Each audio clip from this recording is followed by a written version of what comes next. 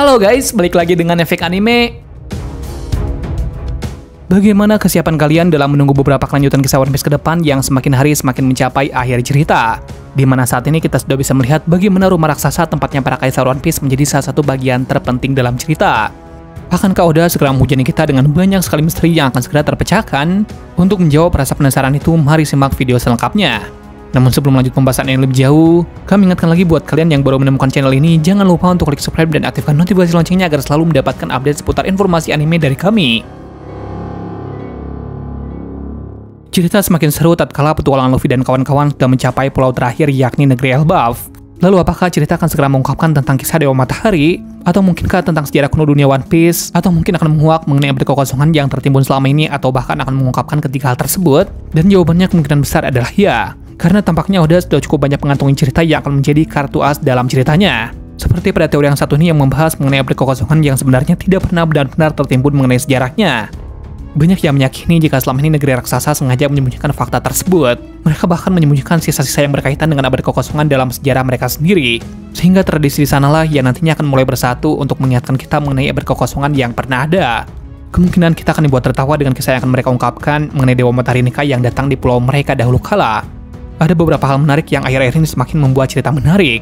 Salah satunya adalah mengenai raksasa Elbaf yang menjadi salah satu budaya tertua yang tersisa di dunia One Piece. Dan mereka juga mampu hidup ratusan tahun lamanya. Kali ini Oda benar-benar akan membawa kita ke dalam sebuah pulau tua yang dipenuhi dengan dinosaurus. Manusia yang ada di pulau tersebut tergolong mampu melestarikan sejarah dan juga budaya mereka. Dan di masa inilah terdapat kerajaan kuno yang sangat damai yang terdiri dari banyak suku raksasa dengan sejarah mereka sendiri. Nampaknya bukan juga suatu kebetulan jika Oda sengaja mengajak kita berpetualang ke Pulau Elbaf untuk menemukan petualangan akhir yang begitu dekat dengan akhir. Misalkan saja ketika melihat bagaimana transformasi para Gorosei baru-baru ini muncul dalam cerita One Piece.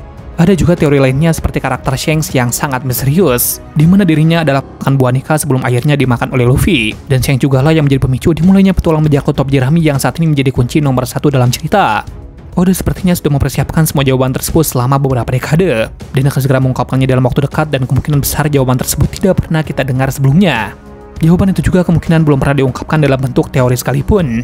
Namun sebagian fans sangat jeli sehingga mereka mampu mengingat jika sebelumnya Oda pernah memberikan informasi melalui sebuah kata-kata yang samar, yakni berdasarkan percakapan samar Dory dan Brogy, yang mana mereka adalah raksasa yang sepertinya secara teratur merujuk pada budaya mitologi Viking Nordik. Di mana yang sudah kalian ketahui, jika kita meninjau kembali teori tersebut, maka topik ini akan sangat masuk akal. Hal ini sangat penting dan layak untuk dibahas, karena Oda sebelumnya pernah melakukan wawancara yakni pada tahun 2012 silam.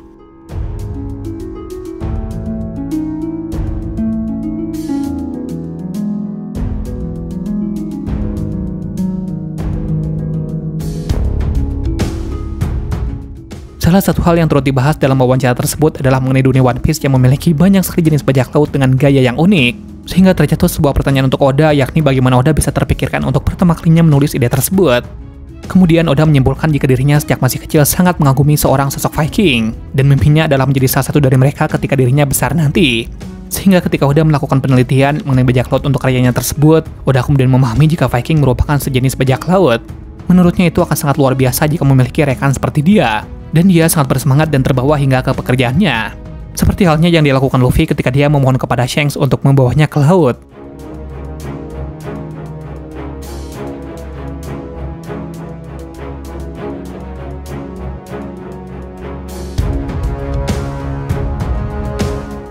Viking adalah beberapa contoh bajak laut tertua yang bisa menemukan sejarah perahu dalam pusat budaya mereka. Sehingga kita bisa mengetahui banyak dari pejuang mereka yang bertanggung jawab untuk berangkat dengan kapal dan menyerang desa-desa di sepanjang pantai Eropa. Jika kita melihat informasi tersebut, maka bisa disimpulkan jika Oda telah menggunakan beberapa karakter suku yang ada di dalamnya untuk membuat referensi mendalam mengenai mitologi Nordik.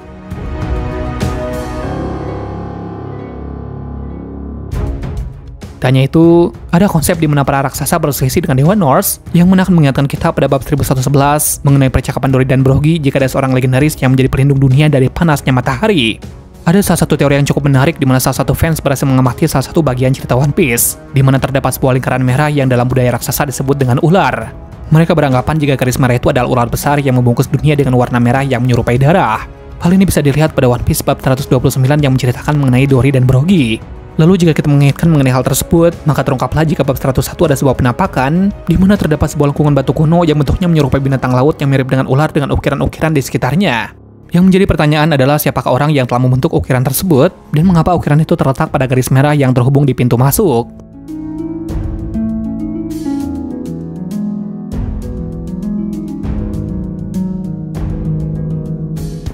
Banyak yang menyimpulkan jika tidak ada yang kebetulan mengenai informasi itu, karena tak sedikit yang beranggapan jika itu adalah suatu lambang tertentu yang sangat penting. Mereka juga mengaitkan jika lingkaran merah itu berkaitan dengan mitologi tentang keseimbangan dunia yang pada akhirnya terlepas. Oleh karena itu muncul teori lainnya yang juga ikut mengaitkan mengenai hal ini, di mana dahulu juga pernah terjadi perang yang melibatkan manusia, dewa, dan juga para raksasa. Dan setelah perang itu berakhir, garis merah tadi muncul, yang mana kemenangan kali ini dipegang oleh para dewa yang mendeklarasikan diri sebagai kaum naga langit. Dengan adanya cerita tersebut, kemudian muncullah teori lainnya yang menyimpulkan jika kelak Luffy akan berhasil menghancurkan garis merah tersebut. Namun dirinya kemudian tidak sengaja menghancurkan pulau manusia ikan yang terletak tepat di bawahnya. Pada akhirnya, Luffy memenuhi ramalannya untuk menghancurkan garis merah yang artinya juga menghancurkan rumah para dewa. Hal itu berpotensi bisa mengakhiri peraturan yang selama ini telah membelenggu semua makhluk yang ada dalam dunia One Piece. Dan perang terakhir pun juga tidak dapat terhindarkan lagi, di mana akan melibatkan Im Sama juga di dalamnya.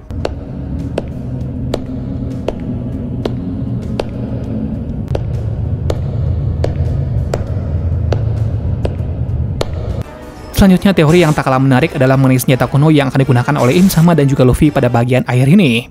Ada senjata pemusnah massal yang nantinya akan digunakan oleh Im Sama untuk menghancurkan dunia One Piece, di mana senjata ini adalah gabungan dari beberapa senjata kuno seperti Uranus, Pluton, dan Poseidon yang selama ini belum pernah terjadi. Hal inilah yang melandasi mengapa siapapun dilarang untuk melakukan penelitian terhadap senjata kuno dan juga Poneglyph.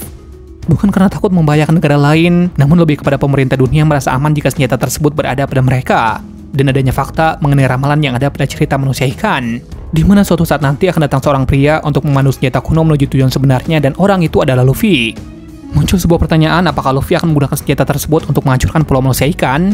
Jika benar, maka Luffy akan menimbulkan kerusakan dan juga penderitaan pada Luffy merupakan peran protagonis. Hal ini merujuk kepada kekuasaan Joy Boy yang sudah bisa dipastikan jika Luffy adalah Joy Boy yang dimaksud.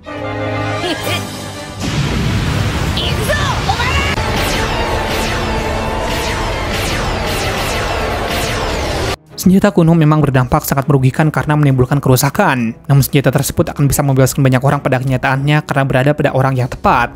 Semua informasi tersebut semakin lama semakin jelas ketika cerita sudah memasuki arc Elbaf, dan semua hal yang kami sampaikan tersebut adalah berupa teori semata dari kalangan fans One Piece.